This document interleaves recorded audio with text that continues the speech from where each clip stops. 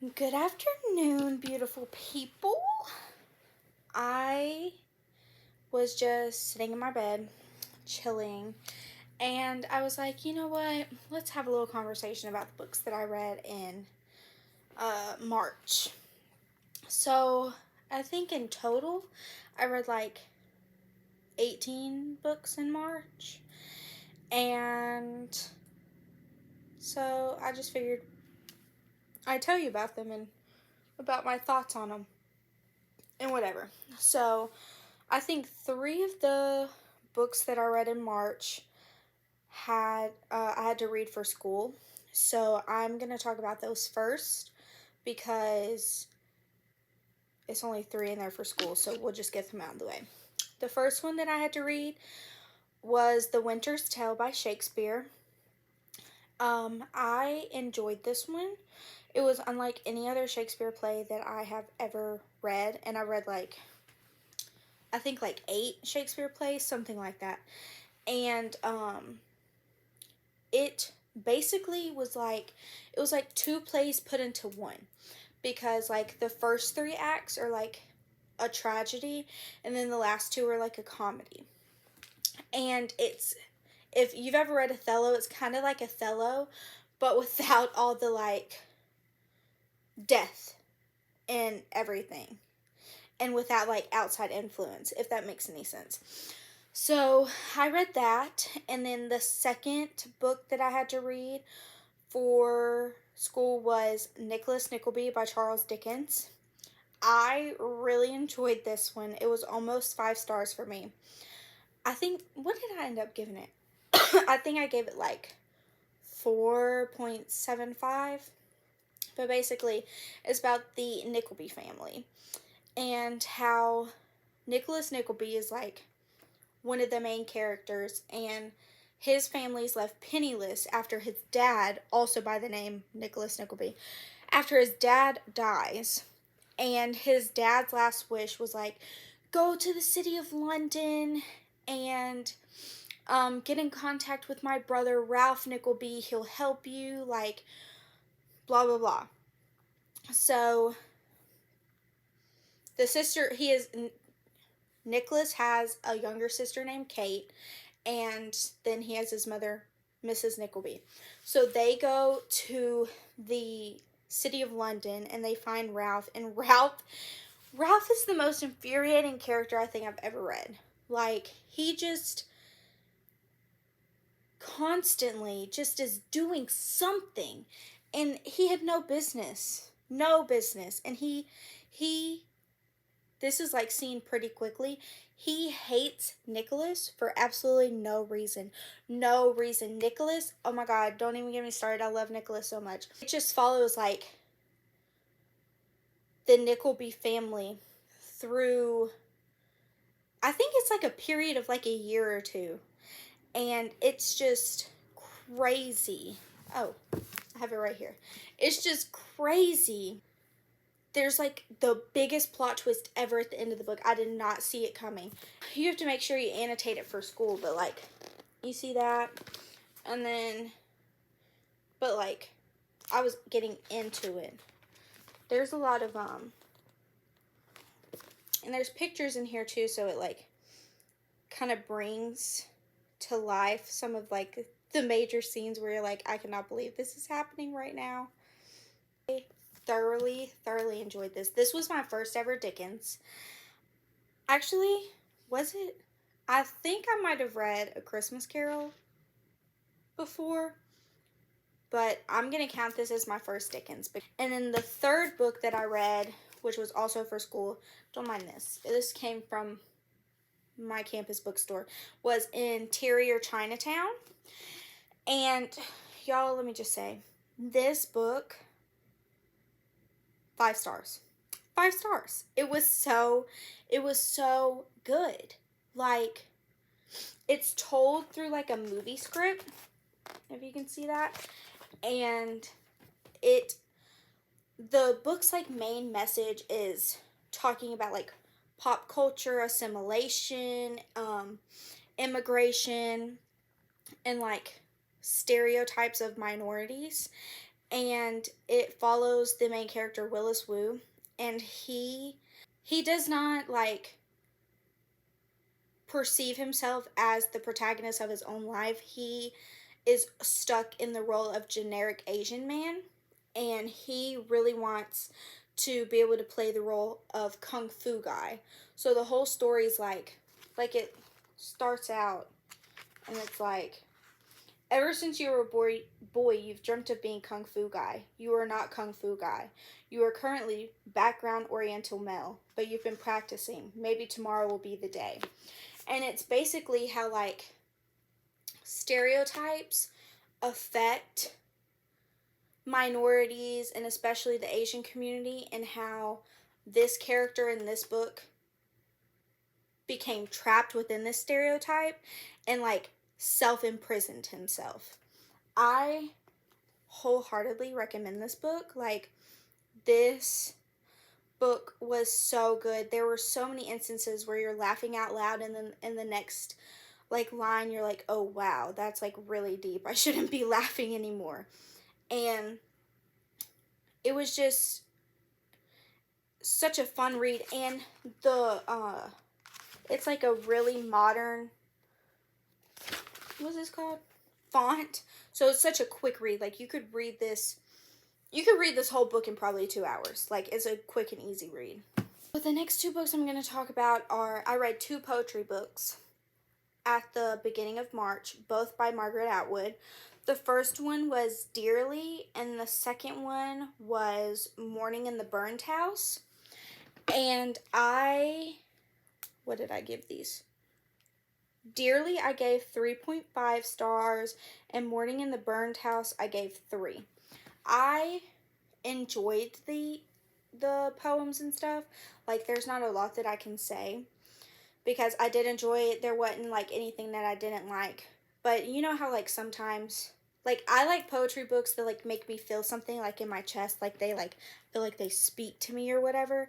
And some of the poems did that and some didn't, but the writing was so pretty. Like, I just had a good time reading those. Then during spring break, you gotta read all you can. And I finished My American Duchess by Eloisa James. Is that how you say it? And this was something. I started reading this in like October of 2023, and I got really busy with school and stuff, so I wasn't able to finish it. And it's only like 400 pages. But basically, it's about this girl. What's her name? Mary. Spelled Merry, because her mom was obsessed with Christmas. This is about this girl, Mary. She's an American woman, and she comes over to England in, what is it?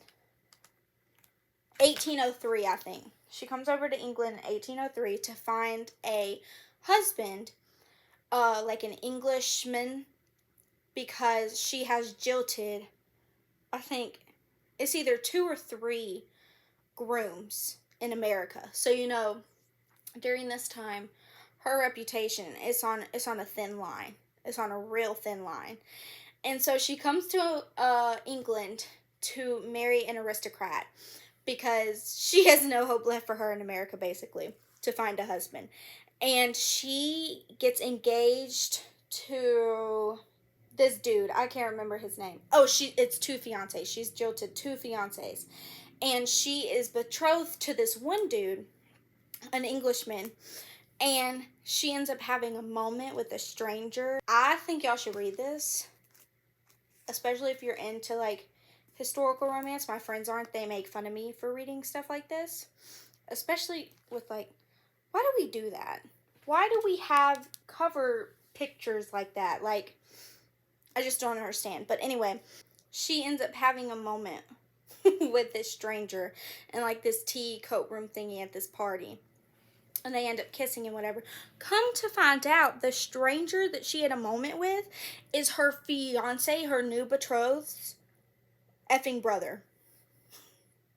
And that's all I'm gonna say, because it gets kind of crazy from there. Okay, it gets kind of crazy. The next book that I read during spring break, well, I finished it, was Weak Side by S.J. Silvis. Is that how you say that? I don't know. And this is a hockey romance. It's a college hockey romance. It's about this girl. What's her name? Claire. So this is about Theo and Claire. Claire is like a ballet dancer, and she loves to dance, but her main motivation for dancing is to like get school scholarships and stuff, because her mom is a maid, and so she doesn't make a lot of money to start with, and her mom does not spend their money wisely. So her mom relies on Claire to help pay some of the bills. So Claire's in school working a full-time job and dancing and going to dance practices and stuff to maintain scholarships and try to get like this dancing grant type thing. Theo is I can't remember what position he plays, but he is a hockey player for the school team, and he's really popular. The puck bunnies are all over him, and he is trying to focus about getting onto his dream team in the NHL. And when on the first day of school, when school starts and they go to move into their rooms, there was a mix-up at the like the housing office, and Theo and Claire end up being put in the same dorm. And when they try to like remedy it, the administration, there's like, oh, sorry, there's nothing we can do. The dorms are full. We can put you up in a hotel. Like there's like some things, and Claire's like, I can't do that. And Theo's like, well, I'm not moving out of my room. So they end up being together. All in all, this was pretty good. I enjoyed this, especially like the way that he acted sometimes, like towards her, because, you know, we like a protective man every now and again, but not too protective, if that makes any sense. But basically, I gave this like 3.25 stars, something like that, because I had a good time. It's just the start of the book was kind of a little unbelievable for me, because what do you mean the housing office got you mixed up, and then they're like, oh, you got to share a room? Like, that wouldn't happen IRL. So the next book that I read while I was on spring break was Two Twisted Crowns by Rachel Gillick. I think that's how you say her last name. Y'all, this is the second book in the One Dark Window series. I mean, it's not a series, it's a duology. Y'all, this was so good. This was so good. I read this in one day. Oh my gosh. Like, I can't say too much about it because I'm notorious for spoilers, even though I don't mean to give them. But this is a continuation of the first book, and if you've read the first book, you know what happens at the end, which is crazy. Let me just go ahead and say it's crazy what happens. And I had to get my hands on the second one immediately with that cliffhanger. It wasn't really a cliffhanger, but like something happens to the main character and you're like, I need answers. And this one, the one thing that I will say is this book focuses more on Elm, which is the king's second son. And we love Elm. We love Elm. But the first book focused mainly on Elspeth and Raven. You really get into their story, and then something happens to where you can't really focus and use their POVs anymore, because you'll know if you read. So, like, the story it has to, like, turn directions and find another way to, like, show you the information and the author does that through Elm. And at first, I was a little apprehensive about this, and I was like, I just want to see Raven and Elspeth. But I came to really love Elm's story, and was like, there were a couple instances where I'm like, okay, like, we don't need so many Raven chapters, tell me what happens to Elm. But this was so good. I gave this like 4.75 stars, because I'm really picky with 5 stars, But this was so good. This was so good. I'm so sad that the duology is over, but it was such a good ending. The next book that I read on spring break was Love Redesigned, the first book in the Lakefront Billionaire series by Lauren Asher. Y'all, let me just say, I bought this book on a whim. I saw this Goodreads reviewer that I love talking about it, and I was like, okay, she's raving about this. Let me give this a try. And when I started reading this on spring break, I was like, okay, I'm not going into this with high hopes. Like, whatever happens, happens. It's just a cute, silly little romance. Let me do my thing and read it. Y'all, let me just say, I read this in a day as well. Because I didn't have anything to do because it was spring break. And it's like 515 pages, something like that. So it's a quick and easy read. And I ate this up. Julian?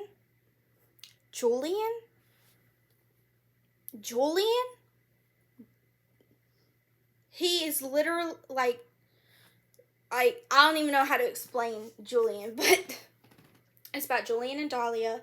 They grew up together. Julian is this billionaire who, like, along with his cousin, developed, I don't remember what it was, but they developed like a website or something together, like a real estate website, and they like made bank off of it. And Dahlia is like an interior designer who had moved to San Diego, and she has recently come back to their hometown to like get her life together because she just got dumped by her fiance.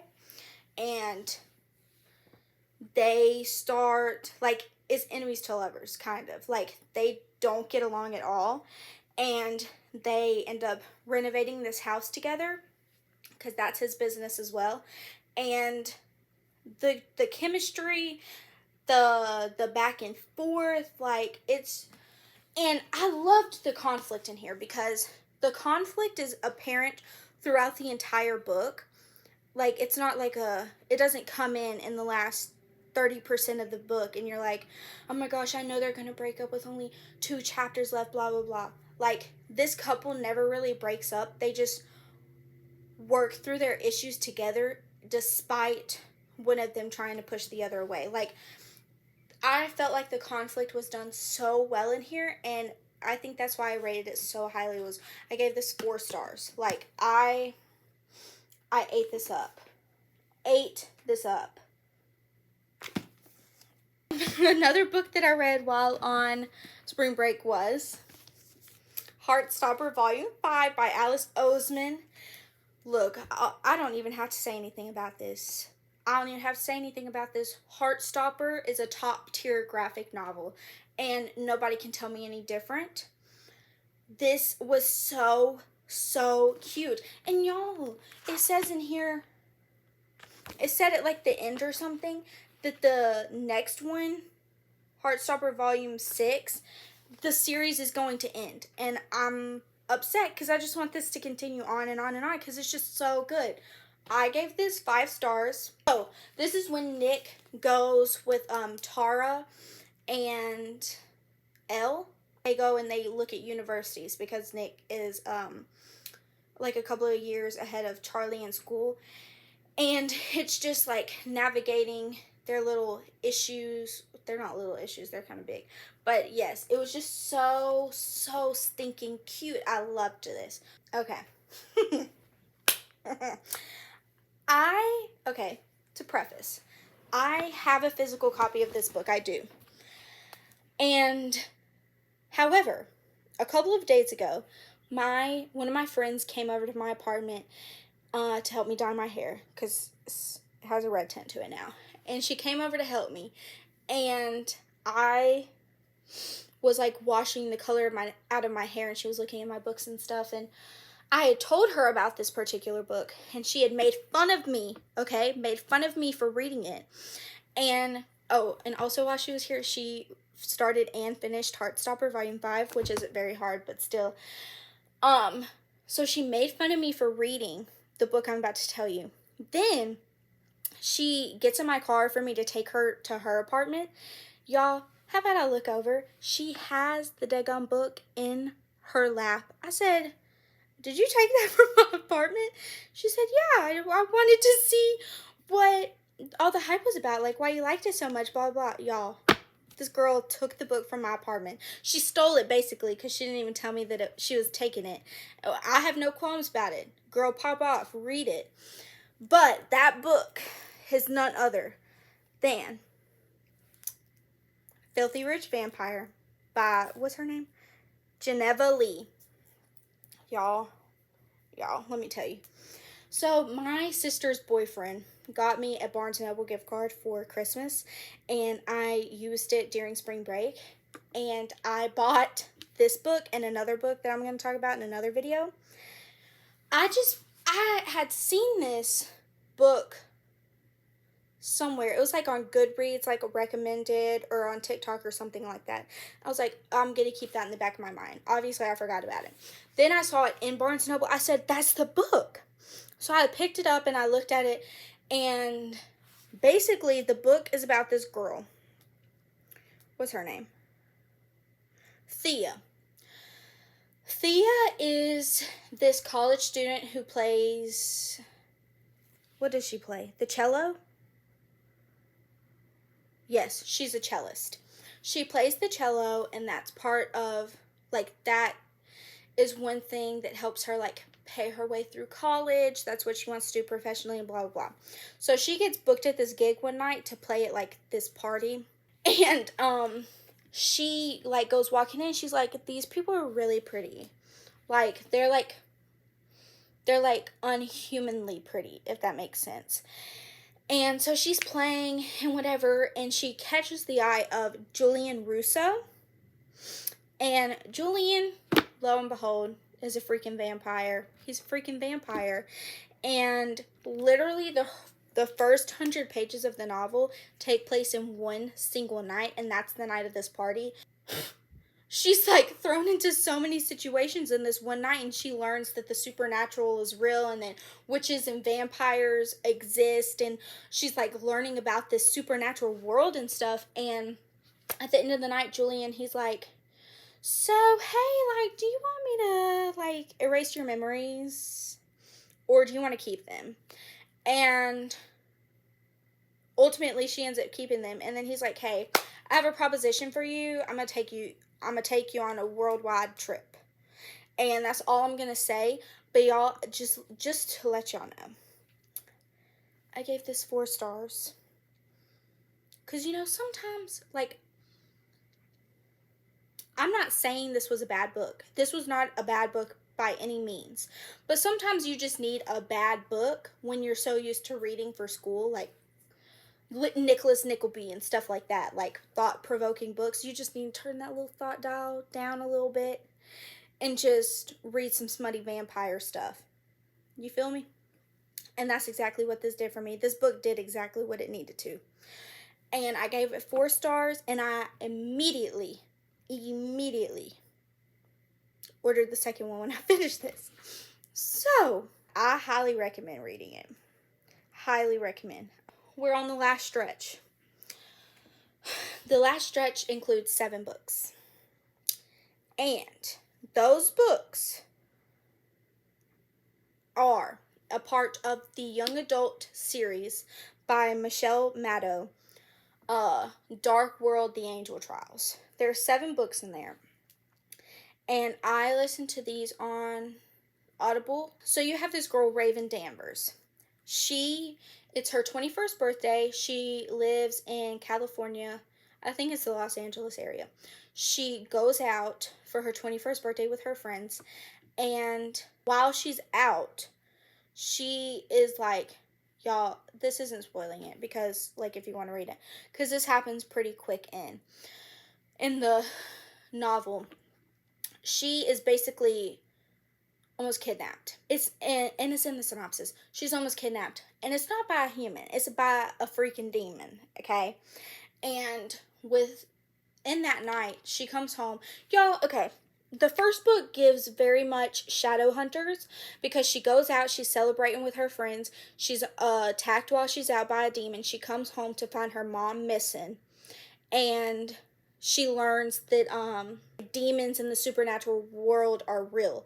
So the next like 6 books are her going on this journey that this, what is it called, a seer, I think, like one of those psychic people, that this seer tells her she's supposed to go down in order to save her mom and to help save the world from this rising up demon army. This book, I mean, this series was very much a 3-star series. I think I gave every audiobook 3 stars. That's not to say that I didn't like it. I thoroughly enjoyed it. That's why I kept listening to him. And what's his name? Noah, y'all. Noah, if y'all read this, Noah is something else. I love Noah, okay? Like, there's romance in here, if you couldn't tell already. But there's just something about Noah, okay? There's something about him, and, when does he get his act together? In the first book, he is pretty, was infuriating, and I want to say it's like the 3rd book. Let me see. It's the 3rd book that he starts getting his little act together, especially with his little romantic relationship. But he also does something there that is like, he's one of those type of people where it's like, I'm gonna let you go so you can be free, and so I won't hurt you. That type of thing. Like, dude, sit down and let me make my own damn decisions. Thank you very much. If I don't want to be with you, I'll tell you that. He finally lets her start making her own decisions concerning their relationship by like book 3. And that's really when it took a turn for me, because the way that they interacted in their like romantic relationship and stuff, like, y'all, he was just so protective and it was just so cute and sweet. And I just needed something cute and sweet. Yeah, basically, that's all I have to say about that one, too. So, in total, that was like 18 books, I think. I don't know how much I'm gonna read in April, because that's the last month of school, and I have like 3 papers due and everything, and I don't even want to talk about it, so I'm not. So, I will keep you updated. I will try to post more, I promise. And I think that's all I have to say, so toodles!